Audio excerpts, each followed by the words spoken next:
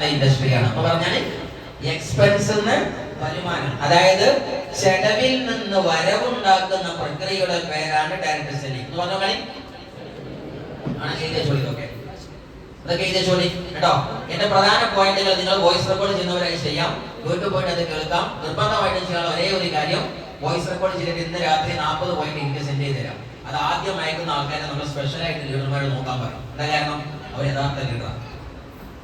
ആദ്യം ബിസിനസ്, കാരണം ബിസിനസ്സിന് വന്നവരാണ്. 40 പോയിന്റ് എഴുതി അയക്കുക. നല്ല പോയിന്റ് ആണ് ഇത്.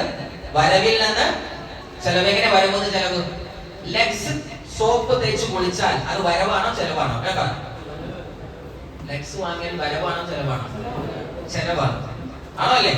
കോൾഗേറ്റ് വാങ്ങി പല്ല് തേച്ചാൽ വരവോ ചെലവോ? ചെലവാണ് അല്ലേ? ഓണാൻഡോണിന്റെ ഹെർബൽ പേസ്റ്റ് വാങ്ങി തേച്ചാലോ വരവാണോ ചെലവാണോ? എങ്ങനെ വരവായാലേ?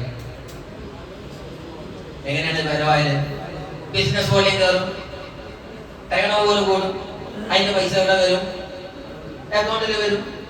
നീം സോപ്പ് ഓണാൻഡോൺ വാങ്ങി തേച്ചാൽ വരവോ ചെലവോ? വരവ്. എങ്ങനെ? വോളിയം കയറും, അക്കൗണ്ടിൽ പൈസ വരും. അപ്പൊ പൈസ ഉണ്ടാക്കാനുള്ള നല്ല പരിപാടി എന്താ? ഒരുപാട് സോപ്പ് വാങ്ങി കുളിച്ചാൽ നിങ്ങൾക്ക് എന്ത് കിട്ടും? ഒരുപാട് പൈസ. അപ്പൊ നിങ്ങൾ കുളിപ്പിക്കുകയും, പക്ഷെ അയൽവക്കത്തെ പെണ്ണിനെ കുളിപ്പിക്കരുത്. നമ്മൾ പറഞ്ഞത് എങ്ങനെയാന്ന് ചോദിച്ചാൽ, നിങ്ങളുടേതായിരിക്കുന്ന കുടുംബത്തിൽ സോപ്പ് കൊടുക്കുക, ഓരോരുത്തർ കുളിക്കാൻ പറയും. ഇത്രയും മനസ്സിലായോ? പല്ല് തേക്കുക,